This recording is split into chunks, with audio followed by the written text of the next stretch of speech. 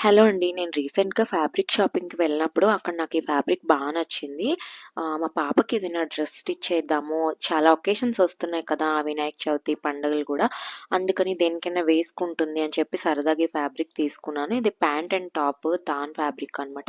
నేను only just 2 మీటర్సే తీసుకున్నాను. Per metre నాకు 120 రూపీస్ పడింది. నేను టాప్ ఫ్యాబ్రిక్‌తో పెప్లమ్ టాప్ స్టిచ్ చేశాను. ఇంకా ప్యాంట్ ఫ్యాబ్రిక్ కూడా యాడ్ చేశాను బావుండాలని.